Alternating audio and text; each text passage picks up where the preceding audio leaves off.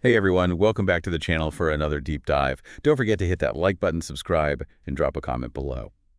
Your engagement helps us reach more curious minds. So today, we're going to take you behind the scenes of a story that'll make you rethink, well, everything you see online. Get this, during the last election, there was this X account, Black Insurrectionist, with a massive following, pushing some seriously explosive claims. We're talking hundreds of thousands of followers just hanging on their every word. But here's the plot twist. The person behind the account wasn't who they claimed to be at all. Yeah, it's a fascinating case. Really highlights how easily we can be fooled online. The Black insurrectionist persona was carefully crafted, to tap into existing anxieties and biases. Profile picture. A black soldier. The bio just screamed, "Patriot!" And the posts. Designed to resonate with a very specific audience, and it worked. Oh, it worked. Imagine, right, you're scrolling through X, and you see this account claiming that Kamala Harris received debate questions in advance. From ABC News, no less. ABC vehemently denied it, of course. But those accusations, they spread like wildfire, even getting amplified by people like Donald Trump and J.D. Vance. The impact was undeniable, for sure. These claims, whether they were true or not, they sowed seeds of doubt. They fueled distrust in the electoral process. This wasn't just online gossip, it had real-world consequences. And remember that allegation about Tim Walz and an inappropriate relationship with a student years ago. Turns out, U.S. intelligence linked that back to, get this, Russian disinformation efforts. It's crazy web, right? Oh, it is. And it shows just how interconnected the online world is with these broader geopolitical forces. What might seem like an isolated incident on social media, can actually be part of a much larger, more coordinated campaign. Okay, so now for the jaw-dropping reveal. You ready for this? The person behind Black Insurrectionist was actually a white man from upstate New York named Jason G. Palmer. What's fascinating here is the deliberate use of a false identity to gain trust and credibility within a specific community raises some serious questions about how we perceive authority online and how easily our biases can be exploited.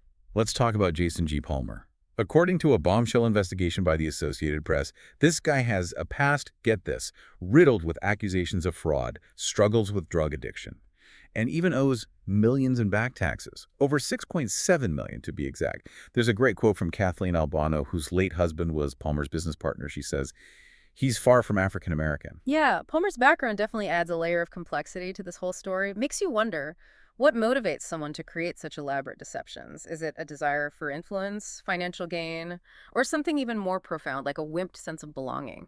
And get this. When the Associated Press confronted Palmer about the Black Insurrectionist account, his explanations were all over the place. First, he claimed he sold the account months ago, had no idea what was going on. Then, he admits to being a researcher involved in spreading the allegations about Walz. And to top it off, he throws in this whole story about a black friend who was supposedly the main operator of the account. Yeah, these inconsistencies, they highlight the difficulty of tracing the origins of online misinformation and actually holding those responsible accountable. The internet offers anonymity, which can be a double-edged sword, right? It allows for free expression, but it also opens the door for deception and manipulation. It's like trying to catch smoke, And this case brings up a really important question. How do we as individuals navigate this digital world where truth and fiction blur so easily? Right, it can feel overwhelming. I mean, we're bombarded with information from all sides. How do we even begin to separate fact from fiction? It's like we're constantly playing detective. You're absolutely right. But here's the good news. We can equip ourselves with the tools to be more discerning online. It all starts with, being critical thinkers. When you see a piece of information online, don't just accept it at face value. Ask yourself some questions. Who's sharing this? What's their motivation? And most importantly, where's the evidence? So, channel our inner skeptic. But doesn't that make us less open to new ideas? It's about finding the right balance. Being skeptical doesn't mean shutting down. It means approaching information with a curious mind, looking for evidence, and being open to changing your mind if the evidence warrants it. And don't be afraid to dig deeper. Check multiple sources. Look for fact-checking websites, and just see what other credible voices are saying about the information. That's a good point. It's so easy to get stuck in our own little bubbles online, just seeing information that confirms our existing beliefs. Yeah, that's the echo chamber effect. Algorithms, which are essentially, complex sets of rules that control what we see online, they often personalize our content. This can be convenient, sure, But it also means we might only be exposed to information that reinforces our existing views, making us more susceptible to targeted misinformation. So breaking out of that echo chamber is crucial. Okay, so I'm getting the sense that awareness is key here. Awareness of our own biases and how they can be exploited. Awareness of the tactics used to spread misinformation. Exactly. And let's be real, we all have biases. They're part of being human. The key is to be aware of them and how they might influence how we interpret information. For instance, if something confirms our existing beliefs, we're more likely to accept it without question, even if it's not entirely accurate. Makes sense. But honestly, who has time for all this fact-checking and source vetting? I mean, in our busy lives. I hear you. It can feel overwhelming. But remember, even small steps can make a big difference. Before sharing something online, take a moment to consider the source. Is it a reputable news organization? A recognized expert in the field? Or is it just some random account with no clear credentials? It reminds me of something I read recently about how even experienced journalists can fall for misinformation traps online. There are these sophisticated AI tools out there that can create fake videos and audio that are almost impossible to distinguish from the real thing. It's a chilling thought, isn't it? The technology is advancing so rapidly that it's becoming harder and harder to tell what's real and what's fabricated. But remember, we're not powerless in this situation. So what's the takeaway here? Are we all destined to be puppets of misinformation? Absolutely not. We have the power to be informed and discerning consumers of information. It's about being aware of the risks and equipping ourselves with the tools and knowledge to navigate this complex digital landscape. Think of it like learning a new language, the language of media literacy. It takes effort, but it's essential for anyone who wants to be an informed and engaged citizen in the digital age. I like that analogy. Becoming fluent in the language of misinformation. Spotting those red flags before they trip us up. Precisely.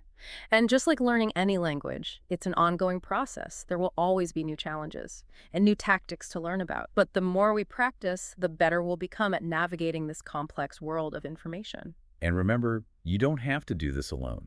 There are tons of resources out there to help you navigate this world. Websites like Snopes and PolitiFact are great for fact-checking. And organizations like the News Literacy Project, they offer fantastic resources for developing your critical thinking skills. That's right. There's a whole community of people dedicated to promoting media literacy and combating misinformation. You're not alone in this fight. It's not just about protecting ourselves, though, Yeah. right? It's also about protecting our communities and our democracy. Misinformation can have like a chilling effect on elections, on public health, even just how we interact with each other. It's like a virus, that can spread and distort our shared reality. It is a powerful analogy. And just like a virus, misinformation can, well, mutate and adapt, making it even more difficult to combat. That's why it's so important to be vigilant and stay informed about, the latest tactics used to spread it. Okay, so we've talked about the problem, we've explored some solutions, but I want to leave you, the listener, with a question to ponder.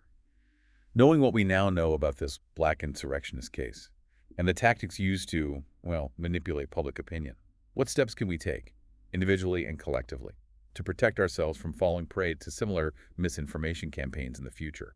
It's a crucial question for all of us to consider. The black insurrectionist case, it serves as a wake-up call, reminding us that knowledge is power, but only when it's, accurate and understood.